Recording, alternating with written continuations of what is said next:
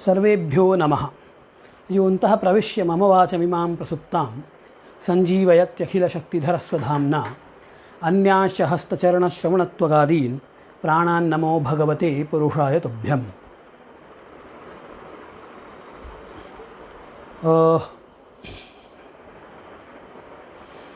अयि भो मित्राणि, यथा भवन्तः सर्वे जानन्ति यत् सूर्यसिद्धान्तस्य मध्यमाधिकारस्य अध्ययनं प्रवर्तमानं वर्तते। तत्र इदं मया वक्तव्यं यत् गतसप्ताहात् आरभ्य एव सिद्धान्तस्य गभीराः विचाराः प्रवर्तमानाः वर्तन्ते। इतः इतोपि गभीरतरः विचारः प्रवर्तयिष्यते। अतः दत्तावधानेन भवन्तः सर्वे शृण्वन्तु, पश्यन्तु च।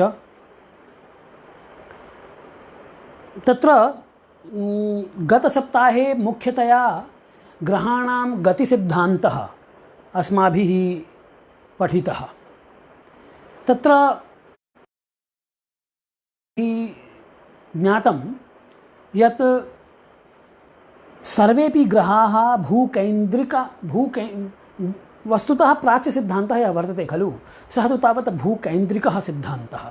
नाम भूकेन्द्रे वर्तते, अथ च समेपि ग्रहाः भुवं परितः स्वस्वकक्षायां प्राग्गत्या क्रमन्ति, परिक्रमणं कुर्वन्ति।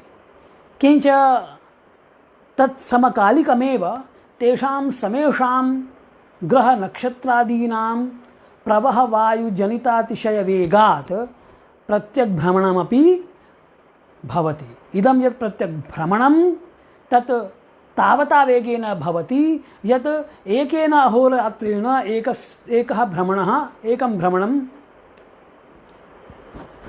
जायते।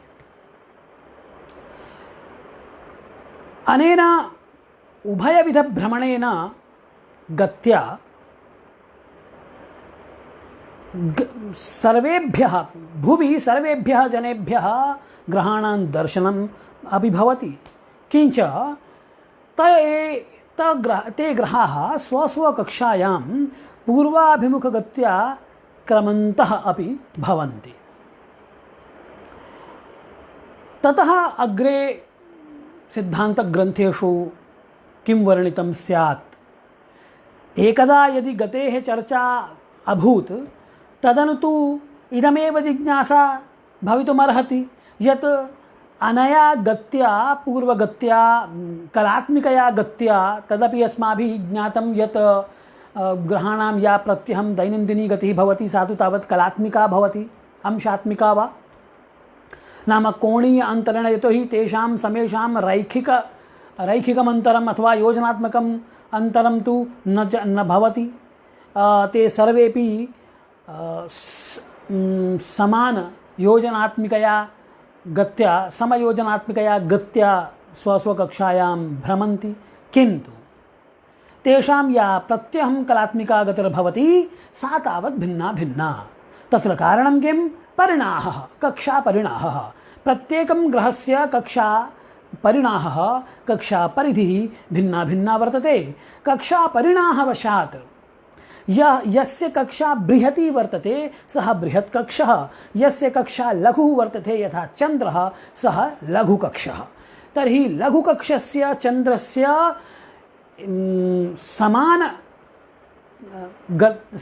समानकालेन तुल्यकालेनैव तुल्ययोजनात्मकया गत्या अधिकं कलात्मकम् अन्तरम् असौ चन्द्रः क्रामति। किञ्च बृहत् कक्षः यः शनिः वर्तते सः तेनैव कालेन तुल्यकालेन तुल्ययोजनात्मकया गत्या गच्छन् अपि यतो हि बृहत् कक्षः वर्तते, अतः अल्प गतिकः भवति, अर्थात अल्पमेव कलात्मकम अंतरम सह पूरयति गच्छति तुल्यकालेन। तो ये जो बातें थी, इसीलिए कहा कि शीघ्रगस्ताने थाल्पेन कालेन महताल्पकः तेषान्तु परिवर्तेन पौष्णान्ते भगणस्मृतः। अब बात आगे बढ़ गई। एक बार जब आप ये जान लिए कि प्रत्येक ग्रह गति कर रहा है और उनकी सबकी गति अलग अलग है, कलात्मिका गति, और उससे वो अपने अपनी कक्षा में चक्कर लगाते हैं, तब अब सवाल ये हुआ, जिज्ञासा ये हुई कि ये जो कक्षा का भ्रमण करते हैं, ये एक कक्षा, एक भ्रमण करने में, जिसे कि आप भगण काल कहते हैं, पौषणान्ते भगणः स्मृतः बोला कि एक बार मेषादि से, चाहे अश्विन्यादि से, अश्विनी नक्षत्र से आरंभ करके उसने भ्रमण करना आरंभ किया ग्रह ने, और फिर करते करते करते करते करते रेवती के अंत तक आ गया, तो एक चक्कर पूरा हो गया उसका। अब अश्विनी और रेवती तो सब जानते ही होंगे, मुझे लगता है इसमें कुछ कहने की आवश्यकता नहीं है। ये अश्विनी से एक बार जब आप गणना आरंभ करते हैं तो आप कहाँ के रुकते हैं? रेवती के अंत पे रुकते हैं। तो चाहे आप मेष से कह लीजिए कि मेष से आरंभ करेंगे तो मेष मिथुन का ऐसे करते करते और मीन के अंत पे, तो यह जो एक चक्कर हो गया, यह एक चक्कर ही एक भगण कहलाता है। तो अब यहाँ दो जिज्ञासाएं हुई। पहली जिज्ञासा क्या है कि प्रत्येक ग्रह का भगण काल क्या है, कि how much time planet takes to revolve in its orbit. अपनी अपनी कक्षा में घूमने के लिए जो उसका रिवोल्यूशन पीरियड है, in other way if we want to say, then what is the revolution period of each and every planet. सबका रिवोल्यूशन पीरियड या भगण काल क्या होगा, क्या है? एक तो जिज्ञासा ये है। दूसरी जिज्ञासा क्या है? अच्छा, अगर ये भगण काल है, मतलब कि इतने दिनों में वो भगण कर लेते हैं, तो महायुग में उनके कितने नंबर ऑफ रिवोल्यूशंस हो जाते होंगे? ठीक है, कि एक महायुग में, एकस्मिन महायुगे तेषां कति भगणाः जायन्ते प्रत्येकं ग्रहस्य इति भावः। तो प्रत्येकं ग्रहस्य एकस्मिन् महायुगे कति भगणाः भवन्ति, तत्तु सूर्यसिद्धान्ते स्पष्टतया लिखितं वर्तते। तत् अद्य अस्माभिः उच्यते। तत्र उच्यते कि युगे महायुगे रविबुधशुक्राणां भौमगुरुशनिशीघ्रोच्चानां च भगणसंख्याम् आह, कि एकस्मिन् महायुगे, जो एक गिवन पीरियड है 43,20,000 सौर वर्ष का, तो वो जो एक महायुग है, महायुग कंसिस्ट सतयुग, त्रेतायुग, द्वापर युग एंड कलयुग। सो जो ये चार युगों का जो एक काल है जिसे आप महायुग बोल रहे हैं, वो जो कि 43,20,000 सौर वर्षों का होता है या 12,000 दिव्य वर्षों का होता है, जिसको अगर आपको स्मरण हो तो इस गिवन टाइम ड्यूरेशन में, इस given time of frame of time में प्रत्येक ग्रह कितने रिवोल्यूशन कर लेगा अपने अपनी कक्षा में, इसको सूर्य सिद्धांतकार कह रहे हैं। तो क्या कह रहे हैं कि युगे सूर्यज्ञ शुक्राणाम ख चतुष्कर दारणवाः। अब देखिए, हम इधर देख लेते हैं कि युगे सूर्यज्ञ शुक्राणाम, सूर्य का मतलब हो गया, युगे मतलब महायुगे, युगे का मतलब यहाँ आप सतयुग त्रेतायुग मत समझिएगा, यहाँ युगे से कहने का मतलब है कि महायुगे। ठीक, तो एक महायुग में मतलब कि सत्य, त्रयुग, त्रेतायुग, द्वापर, यानी कि अगर ग्रह चलना आरंभ करें सतयुग से, तो सतयुगाद आरभ्य सतयुगम, सत, त्रेता, द्वापर और कलयुग, इसका जो एक कालखंड है, इस कालखंड में प्रत्येक ग्रह कितने चक्कर लगा लेगा अपनी अपनी कक्षा का, इस मान को उन्होंने दे दिया है। ठीक, तो अब हम उसको देख लेंगे। तो कहा युगे सूर्य, सूर्य का मतलब हो गया सूर्य। फिर कहा बुध, तो बुध जो है सूर्य ज्ञ, ज्ञ का मतलब होता है बुध। जो नहीं जानते हैं वो इस बात को जान लेंगे कि ज्ञ का मतलब बुध। तो सूर्यज्ञ शुक्र, तो युगे सूर्यज्ञ शुक्राणाम ख चतुष्क, खम शून्यम। ये एक संख्या रिप्रेजेंट करने का सिस्टम है, एज आई ऑलरेडी सेड, कि आप संख्या को अगर हमको छंद में कहना है तो कैसे कहेंगे? एकम द्वे त्रीणी ऐसे करके तो छंद बनेगा नहीं, और ना लिख के छंद बनेगा। तो इसलिए क्या करेंगे, हम उन शब्द उन संख्या को रिप्रेजेंट करने वाले प्रदर्शक शब्दानां प्रयोगः तदा भवति छन्दसि श्लोक रचना काले। यथा ख चतुष्कम, यदि ख चतुष्कम इति उक्तं चेत अनेन खम अर्थात शून्यम, खम आकाशम शून्यम, खम यानी कि आकाश यानी शून्य, तो आकाश को शून्य कहते हैं तो इसलिए, और चतुष्क यानी कि चतुर्नाम समाहारः चतुष्कम, तो ये हो गया ख चतुष्क यानी 4 शून्य, तो 1 2 3 4। पहले भी हम इस बात को जानते हैं कि अंकों की वाम गति होती है, ये जो सिद्धांत है अंकों की वाम गति वो हम जाने अनजाने हम उसे प्रैक्टिस में लाते ही हैं, क्योंकि whenever we write any number we start writing from the unit, from the ones. Place जो होती है वंस, टेंस, हंड्रेड्स, थाउजेंड्स, ये जो प्लेस हैं, तो इन प्लेस में आप इकाई एकदम राइट से लिखते हैं और फिर लेफ्ट की ओर आते चले जाते हैं, तो इसीलिए बोला है अंका नाम वामतो गति ही। तो ख चतुष्क, तो जब ख चतुष्क, अब देखिए बोला इधर सबसे, इधर ख चतुष्क रद अर्णव ऐसा बोल रहे हैं, तो ख चतुष्क मेरे ख्याल से मुझे बीच में थोड़ा मिटा के आप लोगों को वो दिखा देना चाहिए क्या? ये ऐसा करता हूँ ना कि यहाँ थोड़ा सा मिटा देता हूँ मैं, और ताकि आप लोगों को बात समझ में आ जाए। देखिए खम का मतलब क्या हुआ, तो खम का मतलब हो गया शून्य, क्योंकि खम का मतलब होता है आकाश, ठीक। तो देखिए इसमें लिखा भी हुआ है कि ख चतुष्कर दारणवाहा खानाम शून्यानाम चतुष्कम चत्वारि शून्यानि, और रद, तो रदाह दंताह, रद किसको बोलते हैं? दंत को बोलते हैं। दांत कितने होते हैं? सही सलामत हों तो 32 होते हैं, अगर टूटे ना हो तो रद यानी दंत, और वो हो गए 32, ठीक, द्वात्रिंशत्। और फिर हो गया अर्णवाह, अर्णव, अर्णव का मतलब होता है समुद्र, ठीक। अर्णव का क्या मतलब हुआ? समुद्र, और 4 महासमुद्र हैं, तो उनकी, तो अर्णव, जब भी अर्णव लिखा चाहे ये समुद्र लिखे, ठीक, तो हम क्या समझेंगे उसका मतलब, उस शब्द का मतलब क्या हुआ? कौन सी संख्या हुई? 4 संख्या है, ठीक है। अब देखिए लिखा तो ख चतुष्क रदार्णवाह, ऐसे तो लिखा ना, कैसे लिखा? लिखा कि ख चतुष्क रदार्णवाह, देखिए ख चतुष्क रदार्णवाह ऐसे लिखा है, यही तो लिखा है ना। अब देखिए लिख तो हम रहे हैं दाहिने से बाएं, हम ऐसे लिखते हैं, लिखने का क्रम यही है हमारे, दाहिने से बाएं जाते हैं, सॉरी बाएं से दाएं जाते हैं, फ्रॉम लेफ्ट टू राइट। लेकिन अब इसी को, ये जो ख चतुष्क रदार्णव है, इसको जब मुझे अंकों में लिखना होगा तो मैं कैसे चलूँगा? फ्रॉम राइट टू लेफ्ट, यानी शब्द, अंकों को प्रदर्शित करने वाली जो शब्द हैं, पद हैं, उनको लिखने का क्रम है दाहिने से बाएं, बाएं से दाएं, लेफ्ट टू राइट, ठीक है ना। इधर से आप आरंभ करते हैं और राइट में जाते हैं, लेकिन जो अंकों को लिखने का क्रम है वो राइट टू लेफ्ट है, वहाँ अंकों की बाईं गति होती है, यानी कि वो लेफ्ट वर्ड होते हैं, और अब जब हम लिखते हैं तो वो राइट वर्ड लिखते हैं, राइट वर्डली यानी कि दक्षिणाभिमुख लिखते हैं, और अंकों को लिखते हैं तो वामाभिमुख लिखते हैं, ठीक। ये अंतर है, इसको समझना चाहिए।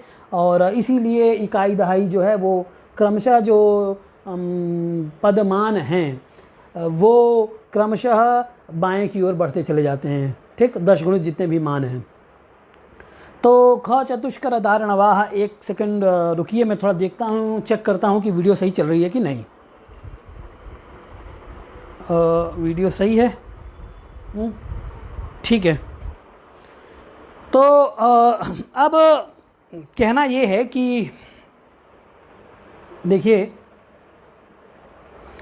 ये जो ख चतुष्क रदार्णव ऐसा लिखा हुआ है, अब यहाँ लिख दिया ख चतुष्क रदार्णवाह, खम यानी शून्यम, रद यानी दंत यानी 32, और अर्णव यानी समुद्र यानी 4। लेकिन अब जब मुझे लिखना होगा तो क्या लिखूंगा? ख चतुष्क, तो अब मैं बाईं ओर चलूँगा, लेफ्ट वर्ड मोशन होगा, तो ख चतुष्क यानी 4 ख हो गए। फिर अब उसके बाद रद है दाहिनी ओर, तो हम इसको बाईं ओर लिखेंगे, रद यानी 32 दंत, ये रद हो गया, और उसके बाद क्या है, अर्णव, ये अर्णव है, ठीक, ये ठीक है ना। तो ये एक, इसको बार बार नहीं कहूँगा इसलिए एक बार मैंने एक्सप्लेन कर दिया, शायद पहले भी मैं इस बात को कह चुका हूँ, लेकिन मान लीजिए कोई नया श्रोता जुड़ा हो, जो कि मैं उम्मीद करता हूँ कि अधिक से अधिक श्रोता जुड़ें और इसका लाभ उठाएं। तो ये जो है युगे सूर्य के शुक्राणाम ख चतुष्कर धारणवा, मेरे ख्याल से अब बात समझ में आ गई होगी कि युग में, एक महायुग में सूर्य के, बुध के और शुक्र के जो भगण हैं वो 43,20,000 सौर वर्ष हैं सौर वर्ष, सॉरी। तो अब ये यहाँ एक भ्रम नहीं रखना चाहिए हमें कि युगे सूर्य के शुक्राणाम, सूर्यस्य बुधस्य शुक्रस्य च इति सूर्य बुध शुक्राः, ऐसा नहीं समास होगा। सूर्यस्य उत बुधस्य वा शुक्रस्य वा, तो माने कि सूर्य के भी इतने ही होते हैं, बुध के भी इतने ही होते हैं और शुक्र के भी उतने होते हैं, ये मत भाव है। ये भाव कतई नहीं समझिएगा कि सूर्य, बुध और शुक्र के मिला के 43,20,000 सौर वर्ष है, नहीं।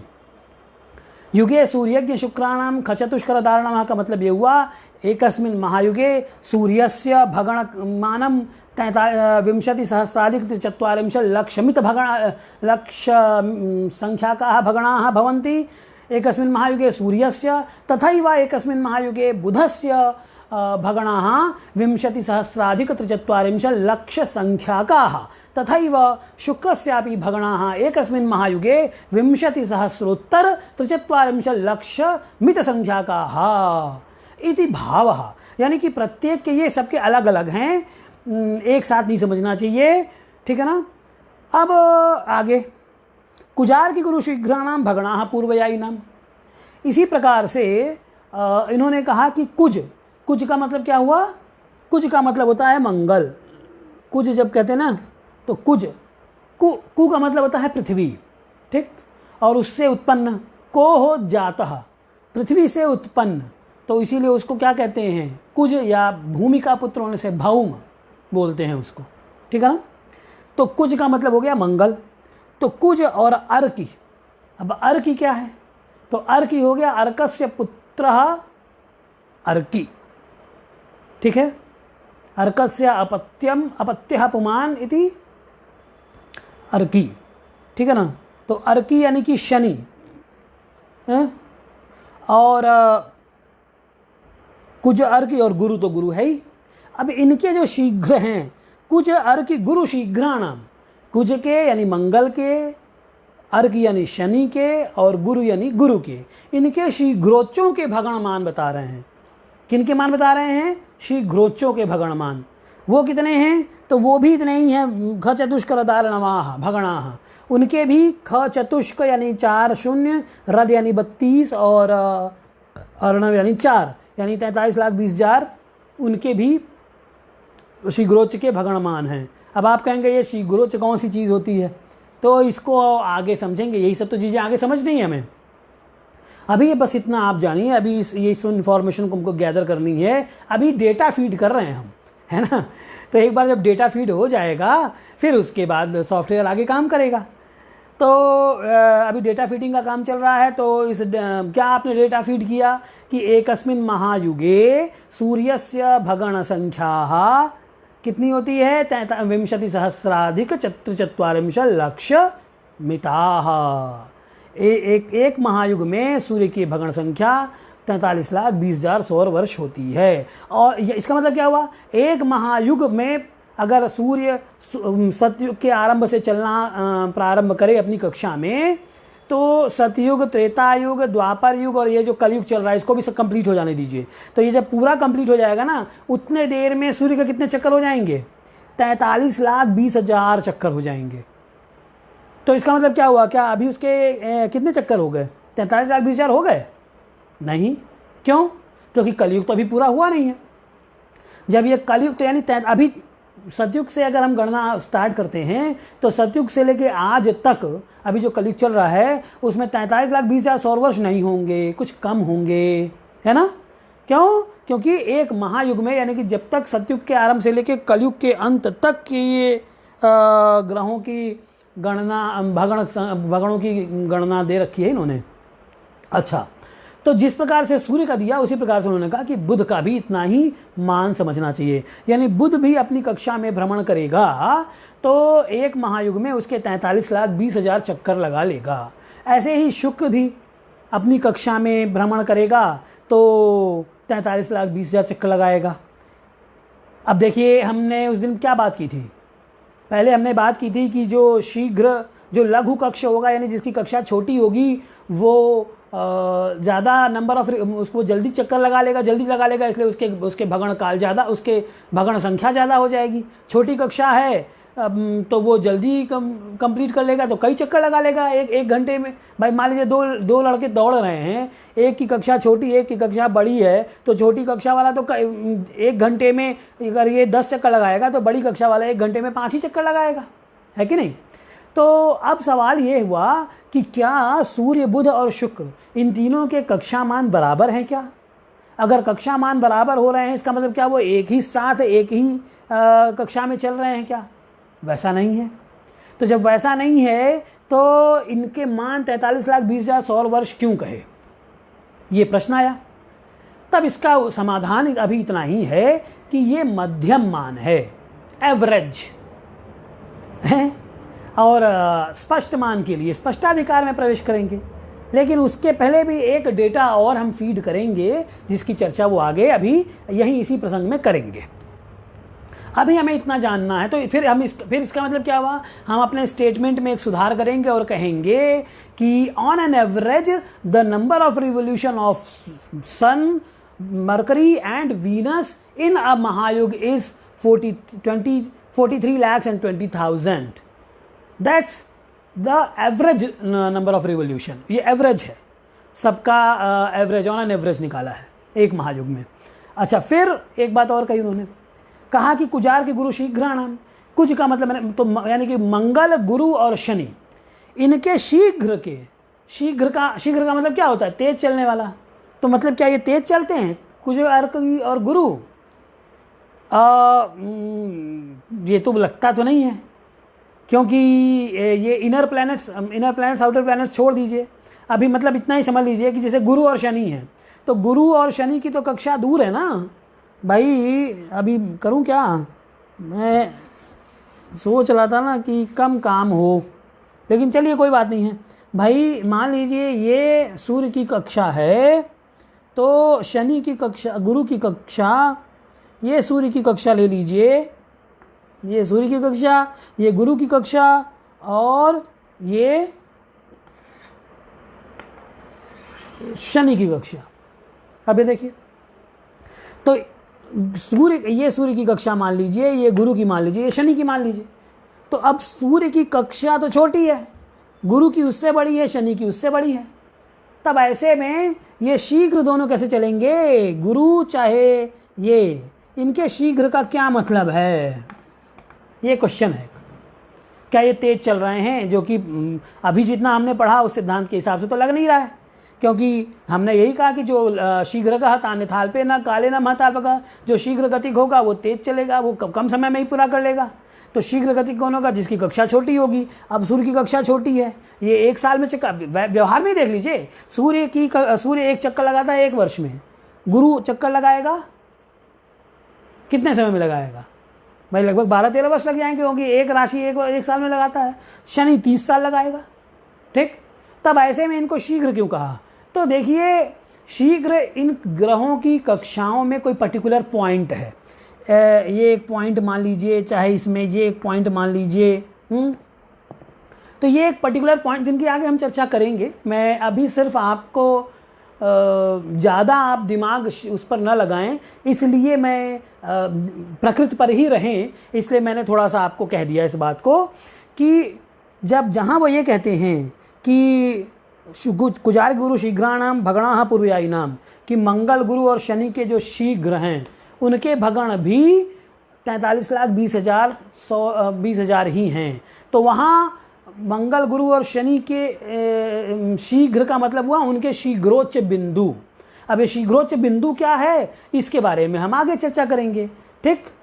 तो कुल मिला के कहना यही है कि इन छहों के मान, भगण मान किसके किसके, सूर्य का, बुध का, शुक्र का, मंगल शीघ्रोच्च, गुरु शीघ्रोच्च और शनि शीघ्रोच्च, इन छहों के जो भगण संख्याएं हैं, परिक्रमण की संख्या है, number of revolution in a महायुग, वो बराबर इन्होंने बताई। बराबर क्यों बताई? मैंने पहले भी आपसे बोला ये एक एवरेज है, आगे तो हम निकालेंगे, लेकिन एवरेज इतना हुआ। उसमें भी कुछ हेतु होगा, उसको हम आगे चर्चा करेंगे। फिर आगे वो कहते हैं कि इंदोह रसाग्नित्रिषु सप्तभूधर मार्गणाः। इंदोह चंद्रमा का कितना है, चलिए इसे मिटा के सब वही कर लेते हैं। अब देखिए चंद्रमा का इंदोह चंद्रस्य रस, रस का मतलब कितना हो गया, रस का मतलब होता है 6, ठीक। रस अग्नि, तो अग्नि का मतलब देखिए रस यहाँ तो लिखा ही है, मैं इसको ये लिख देता हूँ रस।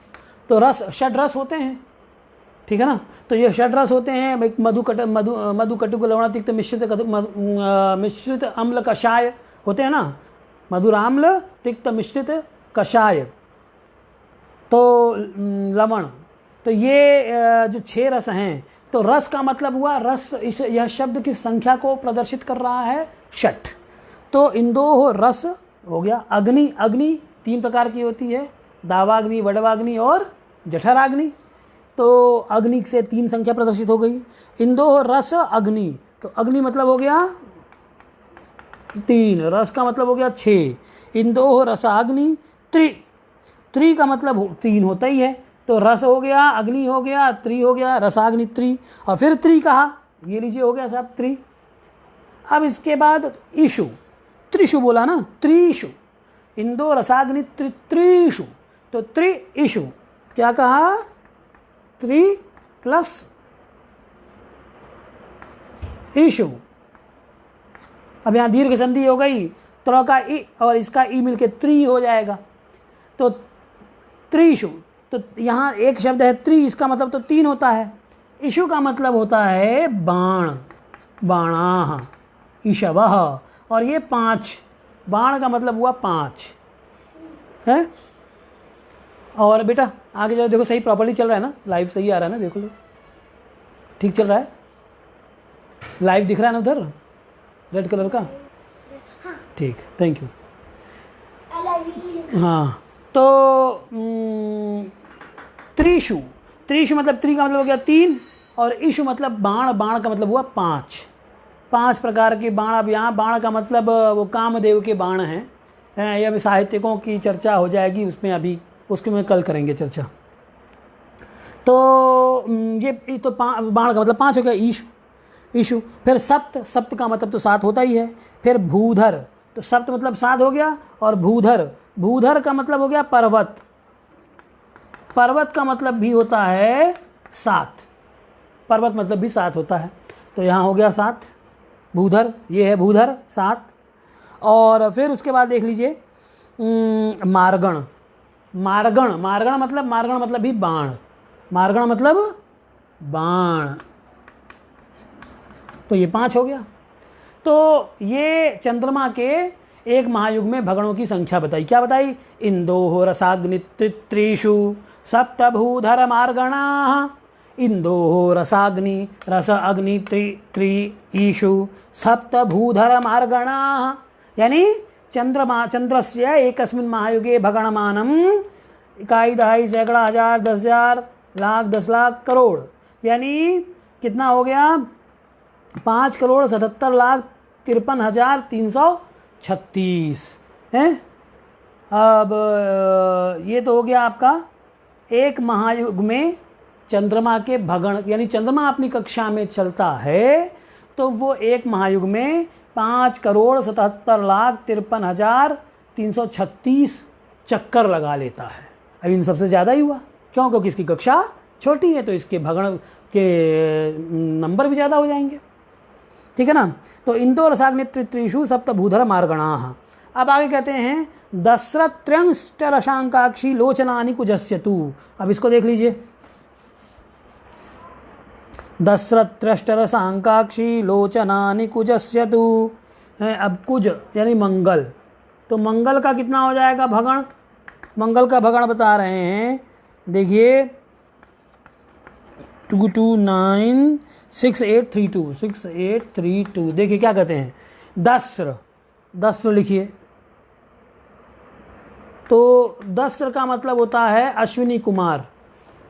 मैं थोड़ा अपना पोस्चर चेंज कर लेता हूँ। तो अब देखिए, तब देखिए दस्र का मतलब हो गया अश्विनी कुमार, और अश्विनी कुमार को जो जानता है वो जानता है कि इनके ये ट्विन्स हैं, ये जब होंगे तो दो ही होंगे। तो इसका मतलब क्या हो गया कि दस्र से, जब दस्र बोला, दस्र, नासत्या, अश्वी, अश्वयुज, ये सब अश्विनी के पर्याय हैं, और ये सब जितने भी पर्याय हैं ये किस संख्या को प्रदर्शित करते हैं, 2 को। तो बुध दस्र, दस्र यानी 2 हो गया। फिर देखिए त्रष्ट लिखा है, क्या लिखा हुआ है, त्रष्ट, त्रष्ट को अलग अलग करेंगे तो क्या करेंगे, त्रि और अष्ट, यण संधि होगी ना यहाँ पे। अब जो व्याकरण जानते हैं, नहीं भी जानते तो इतना तो जानना ही चाहिए, ये यण संधि है यहाँ पे, तो उसको यण संधि है, अविच्छेद कर दीजिए तो त्रि और अष्ट। तो त्रि का मतलब तो क्या 3, अष्ट का मतलब 8। तो देख लीजिए दस्र त्रि अष्ट हो गया ना, दस्र त्र्यष्ट। फिर उसके बाद कहते हैं रस, रस का मतलब मैंने बताया था 6, तो ये 6 हो गया, दस्र त्र्यष्ट रस। फिर अंक, अंक कितने होते हैं, तो अंक तो 9 होते हैं। 10 अंक नहीं होते हैं, अंक कितने होते हैं, अंक 9 ही होते हैं, ठीक है ना। तो दशरथ रस अंक अक्षी, अक्षी मतलब नेत्र, नेत्र कितने हैं, 2 ही तो होते हैं ना। तो अब देख लीजिए 10 3 अष्ट रस अंक अक्षी यानी नेत्र, और दशरथ सांकाक्षी लोचन, लोचन मतलब भी नेत्र का पर्याय नहीं, ये भी 2। तो दशरथ रसांकाक्षी लोचनानि कुजस्य तु, ये कुज के नंबर ऑफ रिवोल्यूशन है, यानी कि मंगल अपनी कक्षा में भ्रमण करेगा तो एक महायुग में कितने चक्कर लगाएगा, तो इकाई, दहाई, सैकड़ा, हजार, 10,000, लाख, 10 लाख, 22,96,832। कितना लगाएगा, सॉरी इससे नहीं करना है ना,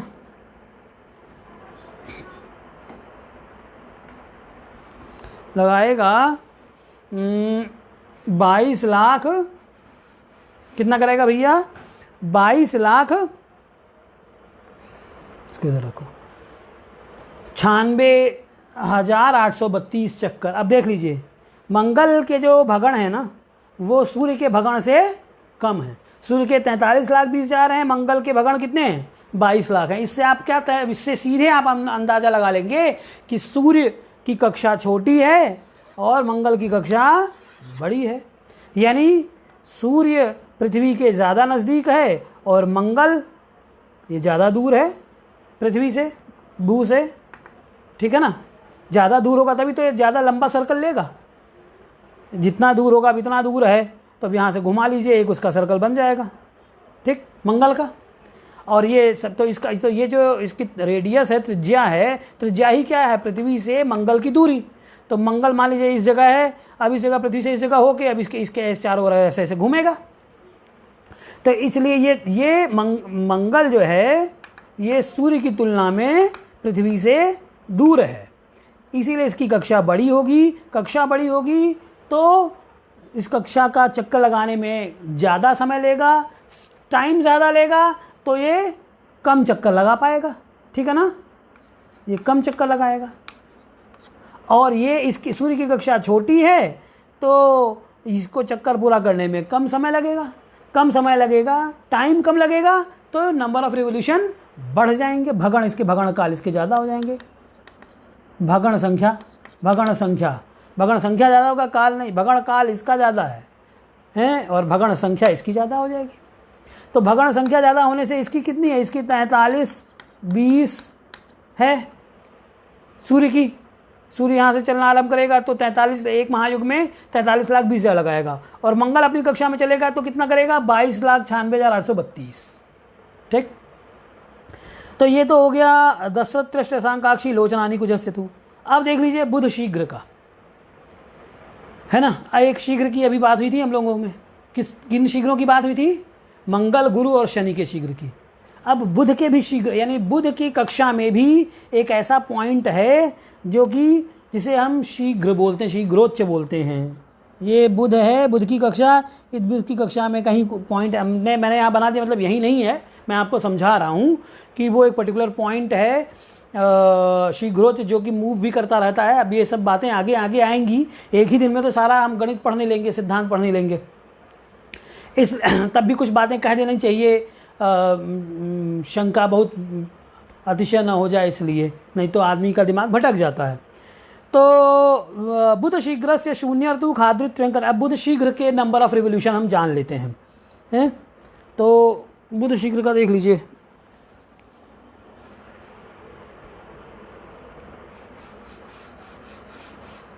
देखिए, शनैः ग्रंथाः शनैः पंथाः शनैः पर्वतलंघनम, सब धीरे धीरे होता है, इसमें हड़बड़ी का काम ही नहीं है, जितना हड़बड़ी दिखाएंगे उतना मामला गड़बड़ाएगा।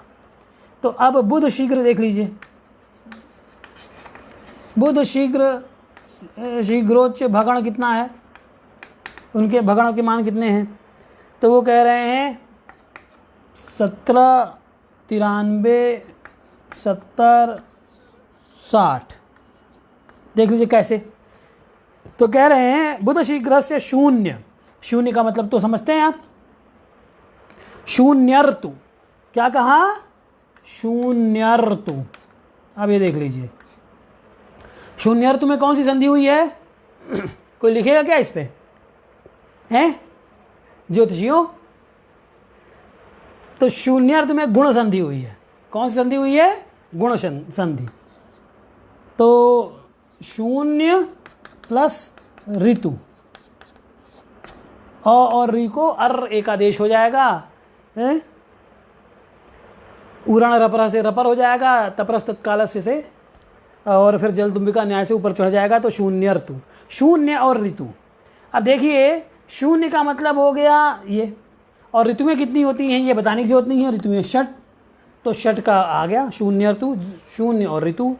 तो बुध शीघ्र से शून्य ऋतु ख का मतलब पहले मैंने बताया शून्य, तो ख, और अद्रि, अद्रि का मतलब भी क्या होता है, पर्वत। ये कितने होते हैं, 7। आपने सुना है ना, शेषाद्रि, सह्याद्रि, सह्याचल, शेषाचल, तो अद्रि मतलब पर्वत। हिमाद्रि तुंग श्रृंग से है, तो हिमाद्रि मतलब हिमाचल, हिम पर्वत। तो अद्रि का मतलब हो गया पर्वत, पर्वत का मतलब होता है 7। पर्वत की संख्या, पर्वत की संख्या का प्रदर्शक है सप्त का, बोध कराता है। तो बुध शीघ्र से शून्य ऋतु खाद्रि, फिर त्र्यंक बोला, क्या बोला, त्र्यंक, तो त्र्यंक में फिर वही यण संधि हो गई है, ठीक है ना। त्र्यंक देखिए, त्र्यंक, तो त्र्यंक मतलब 3 प्लस अंक, तो 3 का मतलब 3 और अंक का मतलब 9, ठीक है ना।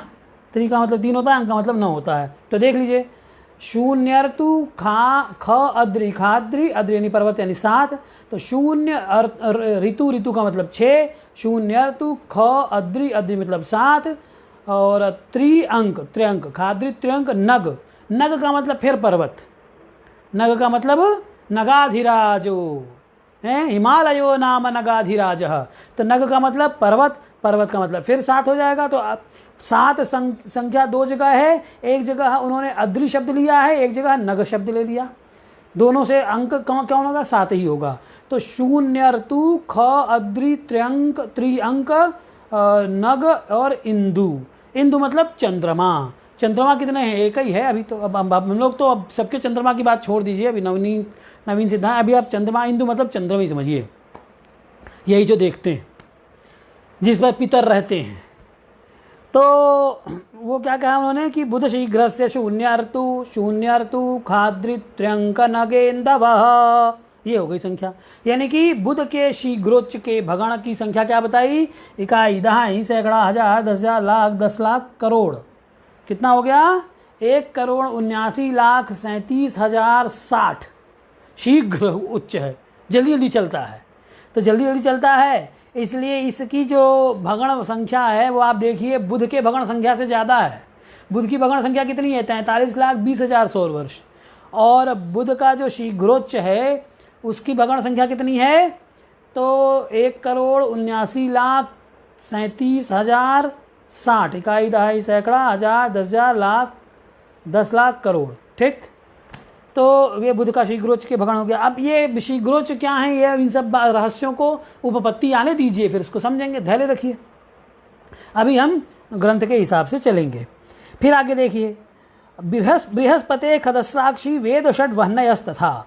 अब बृहस्पति का देख लिया जाए, बृहस्पति के भगण के मान बता रहे हैं। तो बृहस्पति का भगण मान क्या है भाई, तो अब देखिए उसमें वो भी मिट गया बुध का। ठीक, अब क्या करें, बुध का देख बृहस्पति, तो गुरोः भगण मानम, वो कितना बता रहे हैं, तो वो कह रहे हैं 36, 42, 20, 36, 42, 20। अब देख लीजिए, बृहस्पति खदस्राक्षी, ख का मतलब क्या हो गया, शून्य। दस्र मैंने पहले बताया था, दस्र अश्विनी कुमार 2, तो दस्र यानी 2 हो गया। ख दस्र अक्षी आँख 2, तो ख दस्राक्षी वेद, वेद कितने होते हैं, 4 होते हैं, तो चत्वारो वेदा, तो 4 हो गया। तो ख दस्राक्षी वेद, और फिर षड, और वह्नि, वह्नि मतलब अग्नि, अग्नि का मतलब वह्नि, वह्नि समझ में आता है ना, वह्नि यानी अग्नि, अग्नि का मतलब 3 मैंने पहले ही बताया। तो इसका मतलब क्या हो गया, इकाई, दहाई, सैकड़ा, हजार, 10,000, लाख, 36,42,000, 20 चक्कर गुरु के लगते हैं एक महायुग में। गुरु की कक्षा बड़ी है इनसे, इसीलिए इनकी 43 लाख अगर चक्कर लग रहे हैं तो इसके चक्कर कम लगेंगे, 36 लाख समथिंग लग रहे हैं, 42,000 लग रहे हैं। ठीक है, तो ये गुरु का भगण हो गया। तो क्या कहा, बृहस्पति खदस्राक्षी वेद षड वह्नयस्तथा। फिर कहते हैं सित शीघ्रस्य षट सप्त त्रियमाश्विक भूधराः। सित शीघ्र, सित का मतलब होता है शुक्र, सित, तो सित शीघ्र यानी शुक्र शीघ्र, शुक्र शीघ्रोच्च। अभी हम लोगों ने बुध के शीघ्रोच्च की बात की थी ना, तो उसी प्रकार से शुक्र के शीघ्रोच्च। अब थोड़ा ध्यान रखिएगा, सूर्य, बुध और शुक्र के मध्यम मान के कारण इनके भगण संख्या बराबर बता दिए, लेकिन अब उनमें करेक्शन लाना है ना, संस्कार करना है ना, इसलिए उनके एक एक पॉइंट को पकड़ रहे हैं उनकी कक्षाओं में। बुध की कक्षा में एक पॉइंट पकड़ा जिसे बुध शीघ्रोच्च बोला, शुक्र की कक्षा में एक पॉइंट पकड़ा जिसे शुक्र शीघ्रोच्च बोला, और उनके नंबर ऑफ रिवोल्यूशन दे रहे हैं। और फिर ये करेक्शन में काम आएंगे, जिससे कि आपको apparent exact number of revolution of Mercury and Venus you can find out by with the help of these शीघ्रोच्चास। That's why these number the number of revolutions of these the शीघ्रोच्चास of Mercury and Venus is also said, कहा हुआ है। तो अब देखो इसको, तो शुक्र शीघ्रोच्च के कितने हैं, तो सित शीघ्रस्य षट सप्त त्रियमाश्वी भूधराः, कितना बता रहे हैं, देख लीजिए, पहले मैं संख्या लिख देता हूँ, 70, 223, 76। क्या बोला, तो कहते हैं सित शीघ्रस्य षट सप्त, क्लियर है, तो सित शीघ्र से षट सप्त त्रियम, यम का मतलब भी 2 होता है, त्रियमाश्वी, यम, यम के बाद फिर अश्वी, अश्वी का मतलब भी 2 हो गया। तो यम को आप ऐसे भी समझें तो कह सकते हैं कि यम जो है देवता हैं, दूसरे नंबर का जो नक्षत्र है भरणी, तो इसलिए भरणी नक्षत्र की संख्या 2 है, इसलिए 2 ले लिया, ऐसा भी समझ सकते हैं समझने के लिए। तो क्या हो गया, सित शीघ्रस्य षट सप्त त्रियम अश्वी, और फिर ख और भूधर, भूधर यानी कि पर्वत 7, ठीक है। तो सित शीघ्र षट सप्तत्रिय मासिक भूतरा शनेर भुजंग षट पंच रसवेदन शाकराः। अब शनि का देख लीजिए, तो शनि भगण यानी इसके कितने हो गए, शुक्र शीघ्रोच के इकाई दहाई सैकड़ा हजार 10,000 लाख 10 लाख 70 लाख 22,376, यानी कि शुक्र का जो भगण संख्या है उसकी तुलना में शुक्र के शीघ्रोच की भगण संख्या ज्यादा है। ठीक, अब शनि भगण को देख लीजिए, तो शनि भगण का कितना मान बता रहे हैं, शनेर भुजंग षट पंच रसवेदन शाकराः। शनि का कितना बता रहे हैं, 14 65 68। देखिए शनेर भुजंग, भुजंग का मतलब सांप, सर्प कितने हैं, 8 प्रकार के सर्प हैं, वासुकी तक्षक इत्यादि, करकोटक इत्यादि। तो वो सर्प का भुजंग का मतलब हो गया सर्प यानी 8। तो भुजंग षट सित शीघ्र से षट शनेर भुजंग षट पंच। ठीक, रस का मतलब 6, वेद और निशाकर चंद्र है वो एक होता है, इसलिए रस वेद निशाकराः। तो ये शनि के भगण हो गए। अब चंद्रोच्च और चंद्रपात, इनके और देख लीजिए, तो चंद्रोच्च के भगण, और अब ऊपर से ये मिटा दें तब फिर बात बनेगी ना, नहीं तो जगह नहीं है।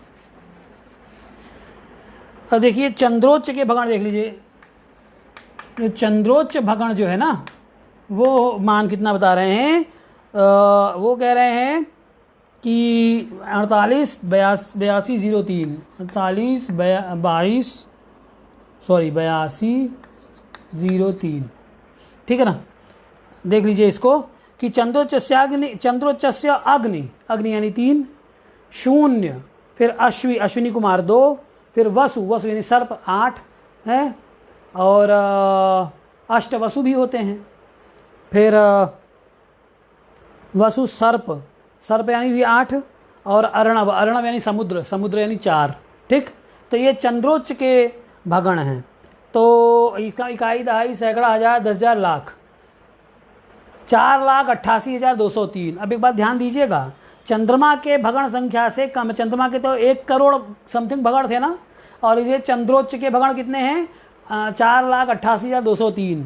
तो फिर इसका मतलब ये चंद्रमा का शीघ्रोच्च नहीं है ये, है ना, क्योंकि ये तो और मंदा ही चल रहा है, शीघ्र तो चल नहीं रहा है, इसलिए ये चंद्र मंदोच्च कहलाएगा। तो चंद्र के मंदोच्च का भगण संख्या इतनी है। और वामम पातस्य, और पात का मतलब, अभी पात का मतलब चंद्रमा का पात, चंद्रपात में लिख देता हूँ इसको, फिर समझाएंगे।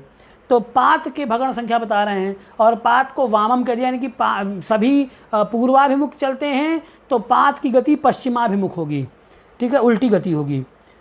तो इसलिए तो राहु केतु उल्टे चलते हैं ना, आप देखिए पंचांगों में देखिए, तो वो उल्टे प्रतिदिन का देखिए, तो 3 कला 11 विकला वो पीछे ही और आएंगे।